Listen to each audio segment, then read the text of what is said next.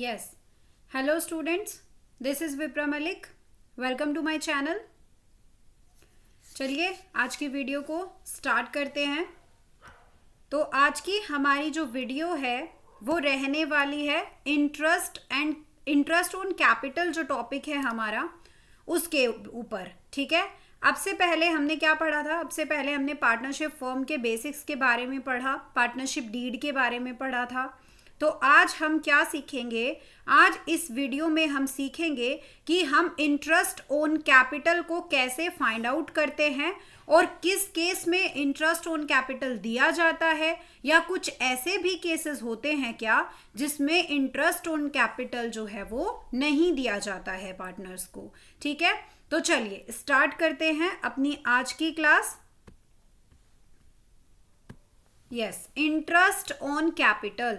Interest on partners' capital is to be allowed only when it is expressly agreed to among the partners. यानी interest on partners capital जो होता है, यानी कि partners की capital के ऊपर अगर कोई इंटरेस्ट दिया जाएगा तो वो सिर्फ तभी दिया जाता है अगर वो पार्टनर्स के बीच में क्या किया गया हो, बताया गया हो. यानी कि यहाँ पर क्या लिखा है? Expressly agreed.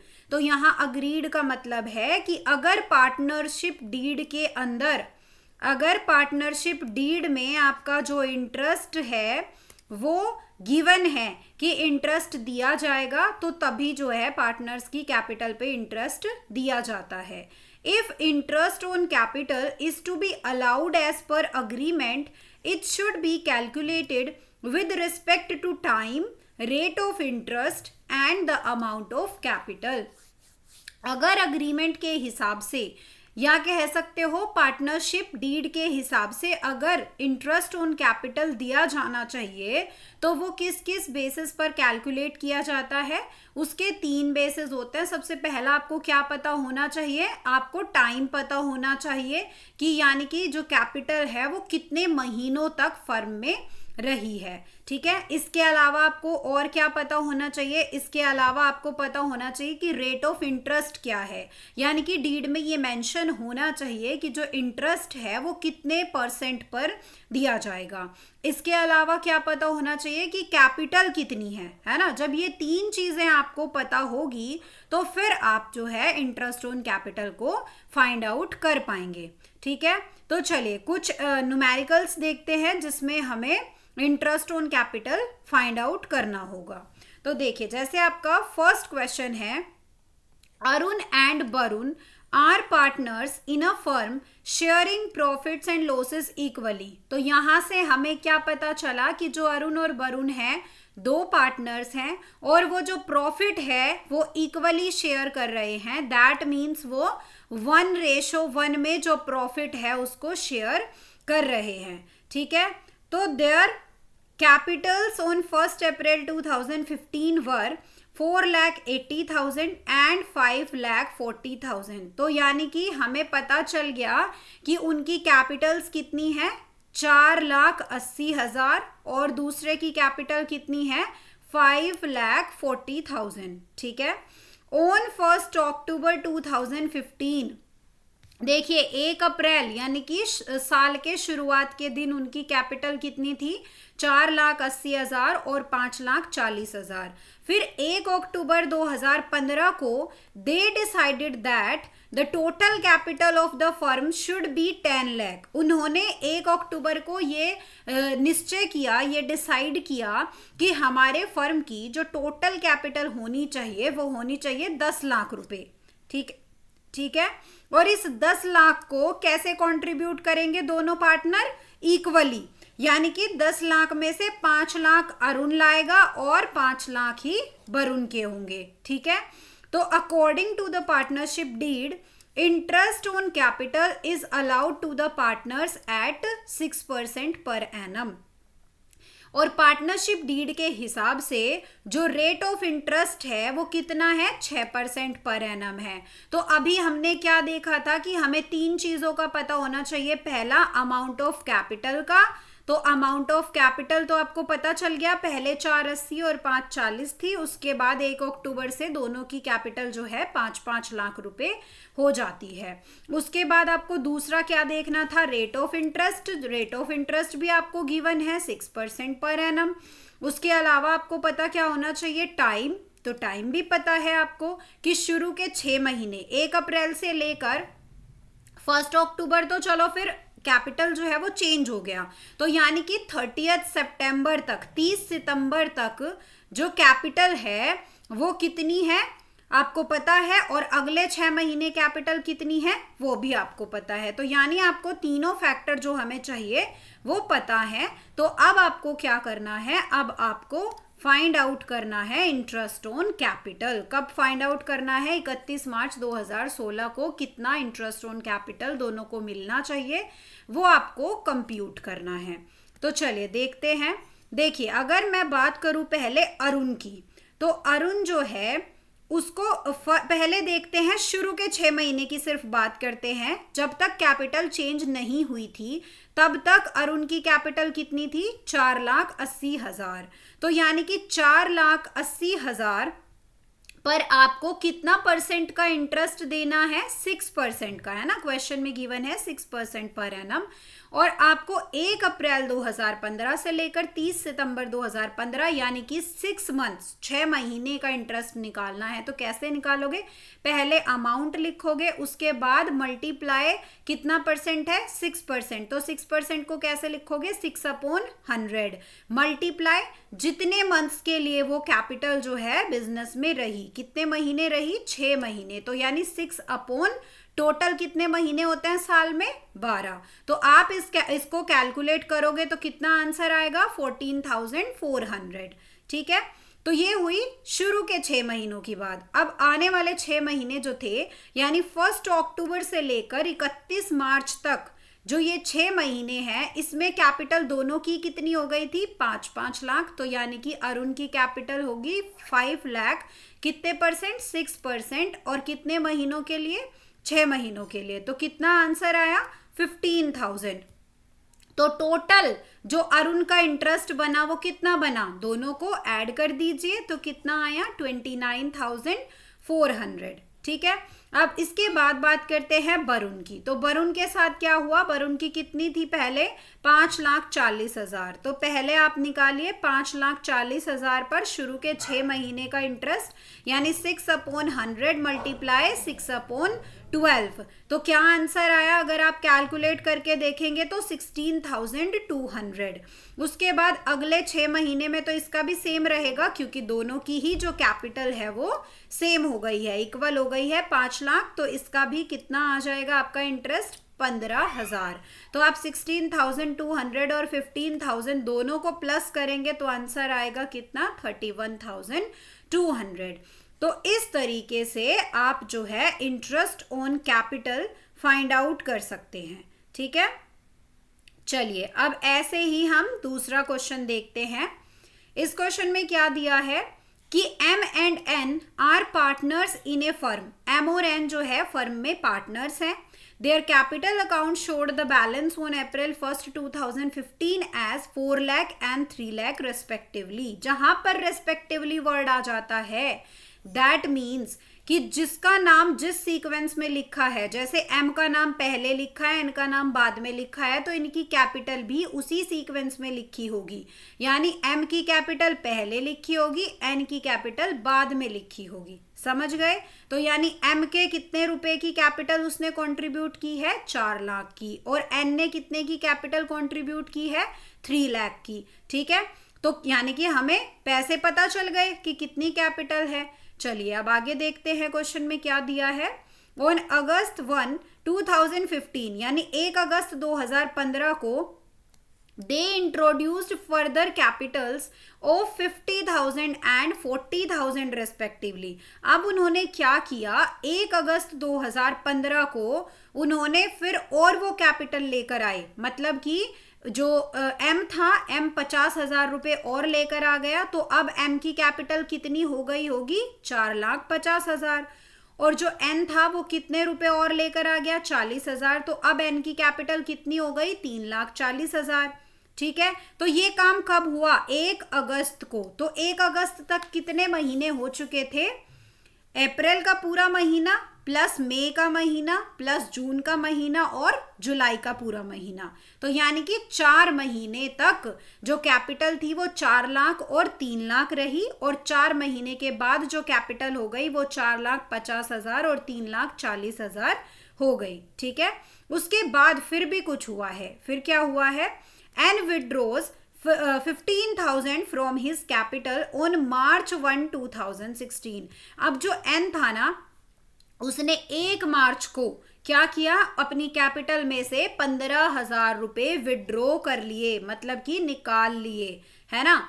तो ये आपको इंफॉर्मेशन दे रखी है। इसके अलावा आपको बताया है कि जो इंटरेस्ट ऑन कैपिटल है वो लगेगा 6% पर एनम के हिसाब से। तो आपसे बोला गया है कि आप कंप्यूट करिए इंटरेस्ट ऑन कैपिटल। तो ऐसे ही हम एक एक पार्टनर की जो इंटरेस्ट ऑन कैपिटल है उसको कैलकुलेट करेंगे। तो पहले देखते हैं एम की कैपिटल। देखिए, सबसे पहले आप ये देखिए कि जो हमें शुरू में कैपिटल दी थी ना, वो कितने महीने तक रही? तो आपकी जो शुरू की कैपिटल थी वो 4 महीने तक रही। तो यानी जो 4 लाख रुपए है उस पे आपको पता है कितना परसेंट इंटरेस्ट लगाना है? 6%। तो यानी 6/100। अब आपको पता है कि 4 महीने रही है तो मल्टीप्लाई 4/12। तो आंसर आ जाएगा, आप कैलकुलेट करोगे तो आंसर आ जाएगा 8,000। ठीक है, इसके बाद क्या हुआ? 1 अगस्त से लेकर उसके बाद तो एम ने कुछ नहीं किया, है ना। एम ने तो विड्रॉ नहीं किया ना, तो एम की कैपिटल कितनी हो गई थी? 4,50,000। तो 4,50,000 पे आप इंटरेस्ट फाइंड आउट करोगे, यानी 4,50,000 मल्टीप्लाई 6/100 और मल्टीप्लाई 8/100, क्योंकि 4 महीने तक कुछ कैपिटल रही थी। अब टोटल महीने कितने होते हैं? 12। तो 12 में से अब कितने महीने बचे? 8 महीने। तो यानी 8 महीने तक कैपिटल कितनी रही एम की? 4,50,000। फिर आप 4,50,000 पे इंटरेस्ट कैलकुलेट करोगे तो आपका आएगा 18,000। ठीक है, फिर दोनों को ऐड कर लो तो पता चल जाएगा कि पूरे साल में कितना इंटरेस्ट मिलता है एम को उसकी कैपिटल के ऊपर? 26,000। ठीक है, चलिए ऐसे ही एन की फाइंड आउट होगी। शुरू के 4 महीने तो एन की भी जो कैपिटल है उसमें कुछ भी चेंज नहीं हुआ। तो एन की कैपिटल शुरू में कितनी थी? शुरू में 3 लाख थी। तो पहले 3 लाख पे 4 महीने का इंटरेस्ट आप फाइंड आउट करिए तो आपका 6,000 आएगा। ठीक है, फिर उसके बाद एन ने एक और चीज की है ना। एन ने और क्या किया था? एन ने 1 मार्च को 15,000 विड्रॉ भी किए थे। तो अब देखिए, 1 अगस्त से लेकर फैब तक का कितने महीने होते हैं? अगस्त से शुरू करिए। तो अगस्त हो गया, सितंबर हो गया, अक्टूबर हो गया, नवंबर हो गया, दिसंबर हो गया, जनवरी हो गया, फरवरी हो गया। तो यानी कितने मंथ्स हो गए? 7 मंथ्स हो गए, है ना। तो यानी कि अब हमें जो पैसे उसने इंट्रोड्यूस किए थे 40,000, मतलब जो 3,40,000 है, इस पे आप कितने महीने का निकालोगे इंटरेस्ट? 7 महीने का। ठीक है, इस पे 7 महीने का निकालोगे तो 1 मार्च को उसने कितने पैसे? 15,000 जो रुपए थे वो निकाल लिए, है ना। तो अब कितने पैसे बचे उसके पास? उसके पास बचे कितने? 3,25,000। यानी कि जो 3,40,000 रुपए थे, 3,40,000 में से 15,000 माइनस करोगे तो 3,25,000 आ जाएगा। तो 3,25,000 पे वही आप 1 महीने का निकालोगे, क्योंकि 1 मार्च से 31 मार्च तक कितना महीना होता है? 1 महीना, है ना। तो इस पर भी आप इंटरेस्ट कैलकुलेट कर लोगे। ठीक है, अब ये तीनों ही जो इंटरेस्ट आपके आए हैं इन सबको ऐड कर दो तो आपका 1 साल का जो इंटरेस्ट ऑन कैपिटल है वो फाइंड आउट हो जाएगा। ठीक है, चलिए अब बात करते हैं क्वेश्चन नंबर 3 की। तो R and S are partners sharing profits and losses in the ratio of 3:1। R और एस 2 पार्टनर्स हैं जिनका रेशो कितना है? 3:1 है। उनकी जो कैपिटल है साल के एंड में, जब साल खत्म होता है तो उनकी जो कैपिटल होती है वो 6 लाख और 3 लाख है। ठीक है, अब during the year 2016-17 R's drawing were 80,000 and drawings of S were 40,000। यानी कि साल के बीच में उन्होंने क्या किया? आर ने तो पैसे निकाले थे 80,000 और एस ने ड्राइंग करी थी 40,000 की, which had been duly debited to partners capital account, जो कि पार्टनर्स के कैपिटल अकाउंट से डेबिट हुई थी, डेबिट मतलब माइनस हुई थी। तो profit before charging interest on capital for the year was 80,000, मतलब जब तक इंटरेस्ट ऑन कैपिटल को नहीं चार्ज किया गया, मतलब इंटरेस्ट नहीं दिया, उससे पहले जो प्रॉफिट था ना वो 80,000 था, ठीक है। The same had also been credited in their profit sharing ratio, और इस प्रॉफिट को डिस्ट्रीब्यूट भी कर दिया था पार्टनर्स को, ठीक है। तो S had brought additional capital of 70,000 on October 1, 2016, कि जो S था ना वो एडिशनल कैपिटल भी लेकर आया था, मतलब उसने साल के बीच में कुछ कैपिटल इंट्रोड्यूस भी की थी, मतलब 70,000 रुपये वो लेकर आया था 1 अक्टूबर को, ठीक है। अब हमें कैलकुलेट करना है interest on capital 12% per annum पर, है ना। तो चलिए ये सब तो ठीक है, लेकिन आपको कुछ बात यहाँ पर कुछ अटपटी सी लग रही होगी कि मतलब आपको ये इतनी सारी इंफॉर्मेशन दे दी, लेकिन आपके पास ओपनिंग कैपिटल तो है ही नहीं, है ना भाई। आपके पास जो साल के शुरू में कैपिटल होती है, आप उसी पे तो इंटरेस्ट ऑन कैपिटल को कैलकुलेट करते हो, और वो कैपिटल तो आपके पास है ही नहीं। अब दिमाग पर जोर डालिए और सोचिए कि आपने 11th क्लास में पढ़ा होगा कि जब आपको क्लोजिंग कैपिटल गिवन होती है, आपको प्रॉफिट गिवन होता है, आपको ड्राइंग्स गिवन होती है, तो उस टाइम पर आपको ओपनिंग कैपिटल अगर फाइंड आउट करनी हो तो आप कैसे करते हो, ठीक है। 11th क्लास में पढ़ा होगा। चलिए आज फिर से उसको एक बार देखते हैं कि कैसे कैलकुलेट करते हैं। तो इस क्वेश्चन में सबसे पहले आपको ओपनिंग कैपिटल निकालनी होगी, तब आप जाकर उस पर इंटरेस्ट ऑन कैपिटल जो है वो लगाएंगे, चार्ज करेंगे, ठीक है। देखिए तो कैपिटल्स एट द एंड, साल के स्टार्टिंग में देखिए क्या कैपिटल थी, आर की और एस की। 2 कॉलम बना लीजिए, एक आर का और एक एस का। तो इधर देखिए सबसे पहले कि आर की कैपिटल कितनी थी लास्ट में, साल के आखिरी में 6 लाख, और एस की थी 3 लाख। तो 6 लाख और 3 लाख लिख लीजिए, ठीक है।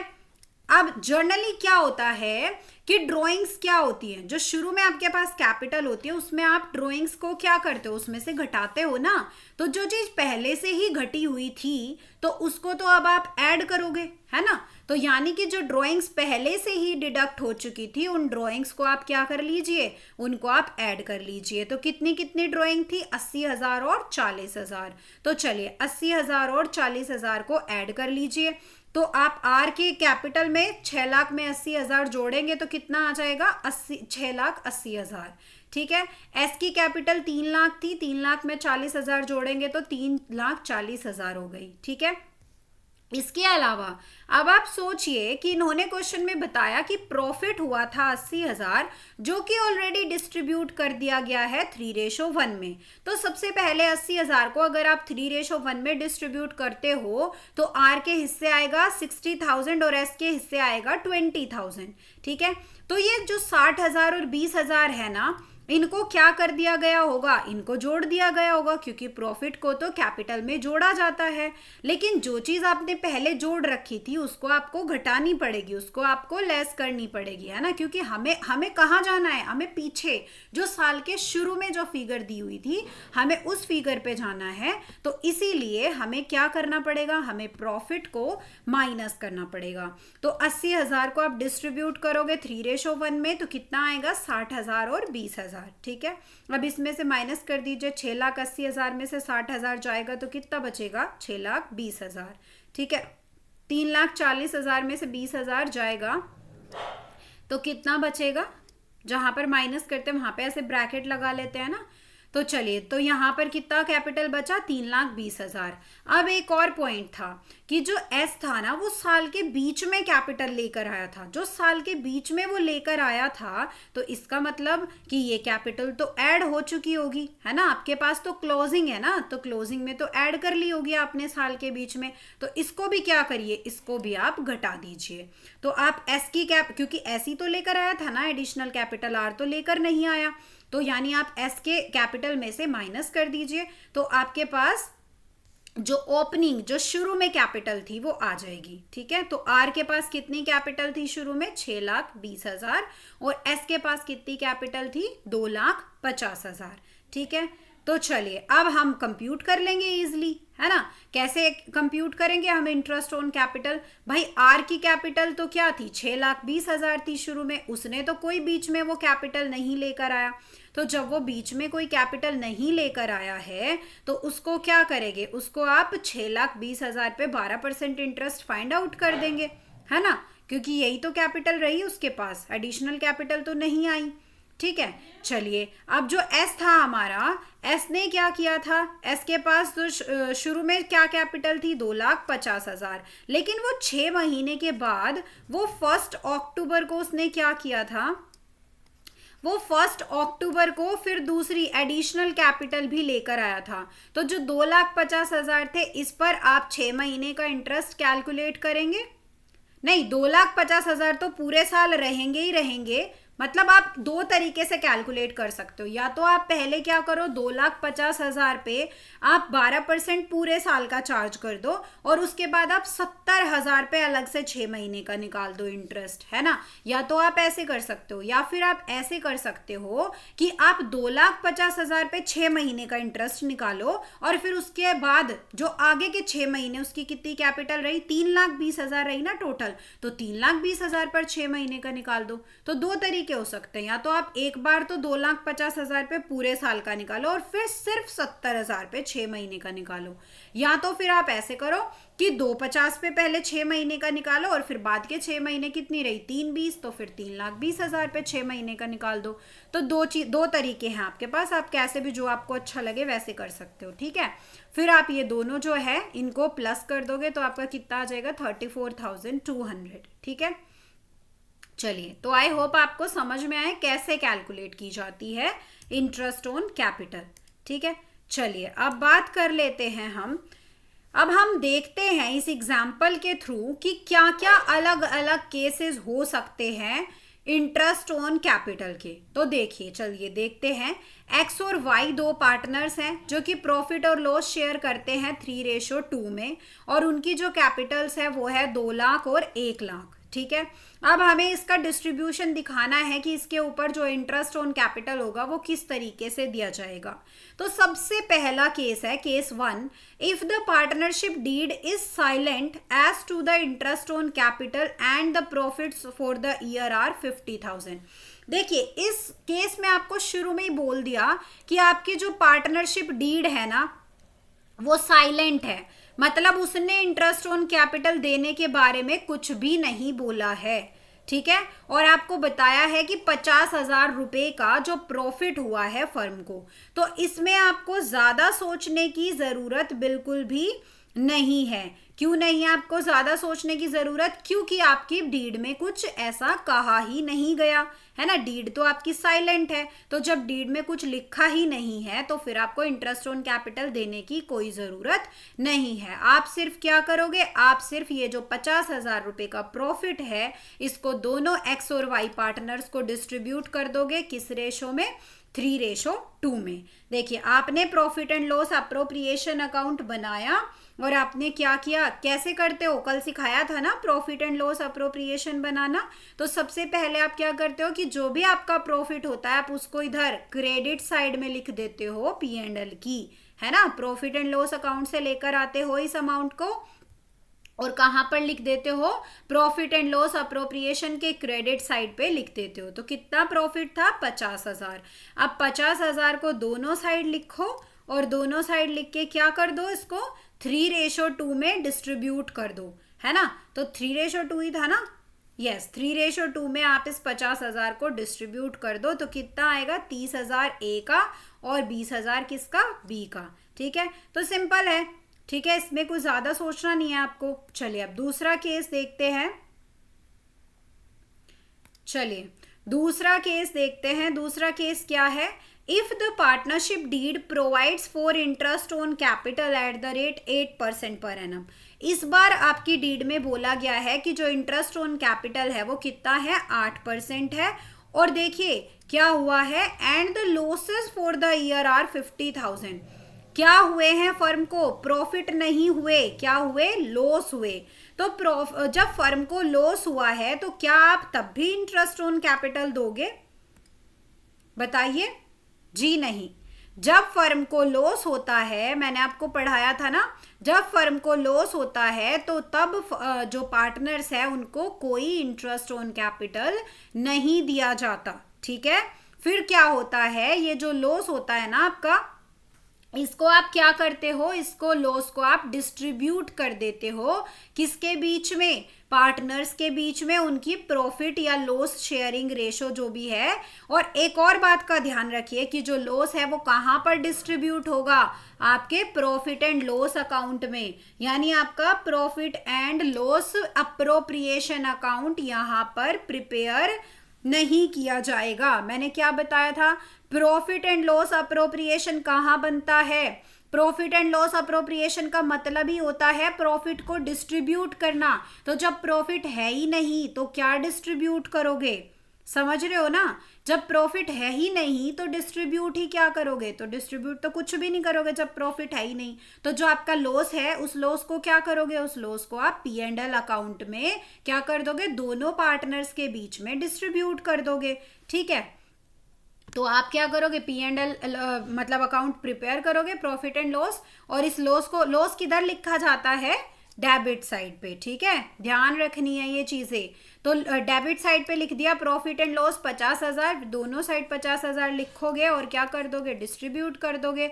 बाय लॉस ट्रांसफर टू, कहाँ पर ट्रांसफर होगा? दोनों की कैपिटल में, है ना? तो ए की कैपिटल पे कितना? 30,000 और बी की कैपिटल 20,000। चलिए नेक्स्ट केस पढ़ते हैं। Case number 3। if the partnership deed provides for interest on capital at the rate 8% per annum and the profits for the year are 50,000। देखिए, पार्टनरशिप डीड में ये भी बोला हुआ है कि 8% प्रॉफिट, 8% पर एनम जो है इंटरेस्ट ऑन कैपिटल भी देना है, और जो प्रॉफिट्स हैं साल के वो कितने हैं? वो 50,000 रुपये हैं। ठीक है, तो ये क्या केस है आपका? ये आपका बिल्कुल सिंपल केस है। जैसे आपको समझाया था कि आप क्या करते हो, सबसे पहला काम है आपका प्रॉफिट को इधर ट्रांसफर कर लेना प्रॉफिट एंड लॉस अप्रोप्रिएशन में। तो आपने ट्रांसफर कर लिया 50,000 का प्रॉफिट। उसके बाद आप क्या करोगे? आप interest on capital find out करोगे। तो आप interest on capital find out कर लीजिए। कहाँ पर है आपका इंटरेस्ट ऑन कैपिटल? आपकी कैपिटल जो है वो 2 लाख है और 1 लाख है। 2 लाख और 1 लाख पे 8% कितना होगा? 1 लाख का 8% तो 8,000 होता है। 2 लाख का 8% कितना? 16,000 होता है।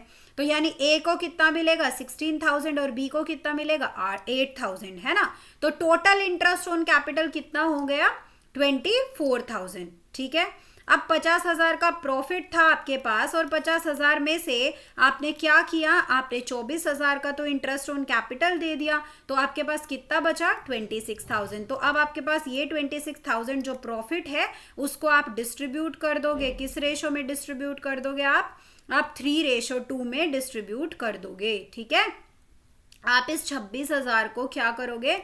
आप 3:2 में डिस्ट्रीब्यूट कर दोगे। ठीक है, चलिए अब बात करते हैं फोर्थ केस की। फोर्थ केस क्या है? If the partnership deed provides for interest on capital at the rate 8% per annum.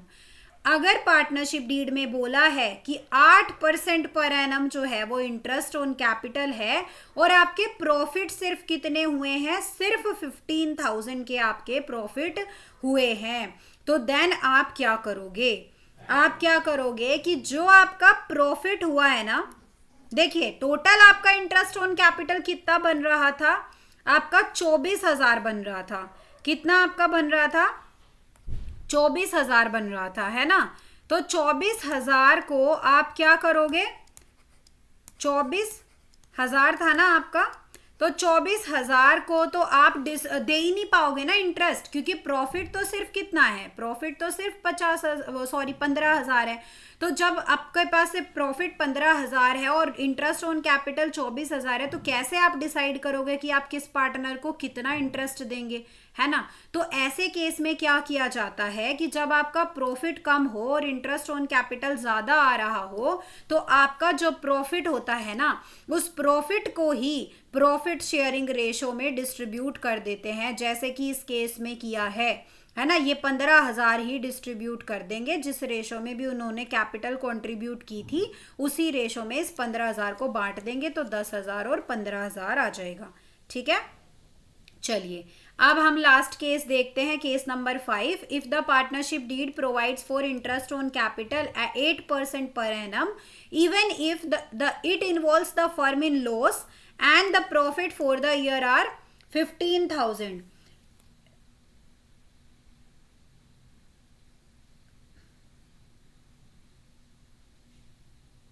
अच्छा, चलिए, तो आपका जो केस नंबर 5 है वो ये कहता है कि डीड में ये लिखा हुआ है कि चाहे फर्म को लॉस भी हो जाए, लेकिन फिर भी हम तो क्या करेंगे, हम तो जो है इंटरेस्ट ऑन कैपिटल देंगे। ठीक है, अगर ऐसा लिखा हुआ है डीड में कि अगर लॉस भी होगा तब भी हम इंटरेस्ट ऑन कैपिटल देंगे, और ऐसे केस में फर्म को हो गए हैं प्रॉफिट, लेकिन कितने के हुए हैं, 15,000 के हुए हैं, तो उस केस में फर्म क्या, देखिए फिर क्या होगा।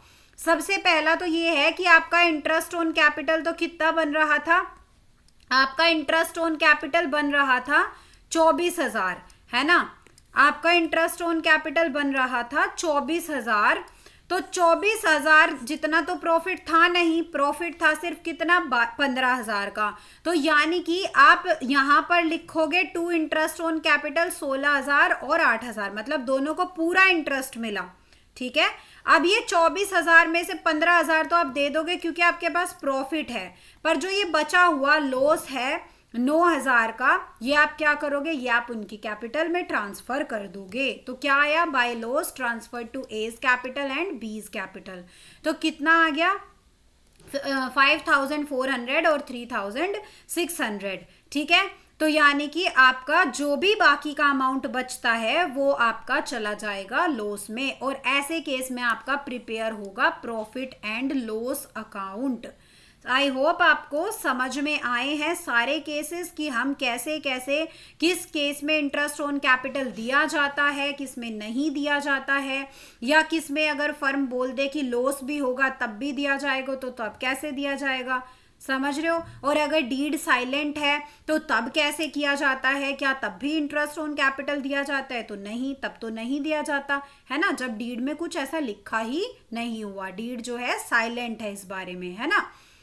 तो आई होप आपको बिल्कुल अच्छे से क्लियर हो गया है कि इंटरेस्ट ऑन कैपिटल के क्या क्या अलग अलग केसेस हैं और कैसे आप इंटरेस्ट ऑन कैपिटल को कैलकुलेट करते हो। ठीक है, तो चलिए अब मिलते हैं अपनी नई वीडियो में, तब तक के लिए bye bye and thank you so much for watching the class.